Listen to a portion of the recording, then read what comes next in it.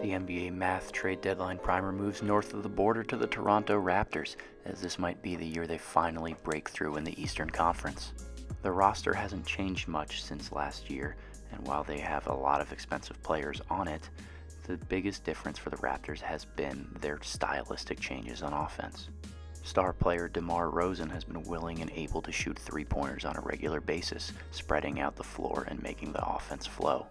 This development has allowed the Raptors to have a top 5 offense in the NBA to go with a defense that has been just as pungent.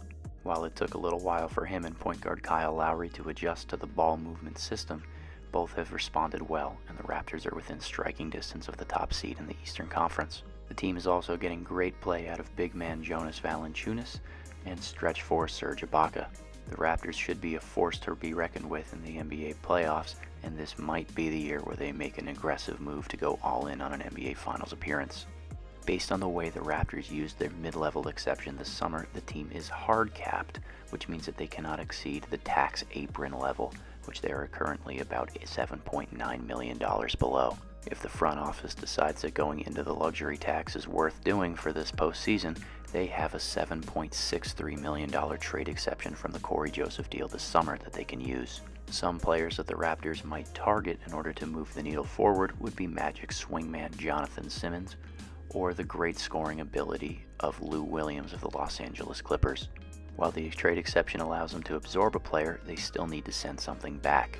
A 2020 first-round pick would be the earliest they could send one. That makes it more likely that the Raptors would have to break up one of their famed bench players in order to make a deal happen. The Raptors have gotten great production out of their bench so far this season, in particular Fred VanVleet.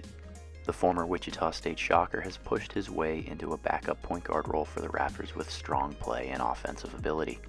VanVleet will be a restricted free agent at the end of the season, and with the Raptors anticipating to be up against a luxury tax again next year, the team might not have enough money to retain him, making it wise to entertain offers for him now. Another player the Raptors could consider trading is Bibi Nogueira, a pogo stick big man who finishes everything at the rim. Like VanVleet, Nogueira will be a free agent at the end of the season and might not return. Surely the Raptors will be getting a lot of calls about their shot-blocking guard DeLon Wright. Former first-round pick due to be a restricted free agent in the summer of 2019, Wright has done a great job on both ends so far this year for the Raptors. Toronto does still have an open roster spot and enough money to sign a player on the free agent market and stay beneath the luxury tax. If general manager Masai Ujiri is confident enough in the group that he's already built, this could be a quiet trade deadline for the Raptors, even though they possess the ability to add a new player.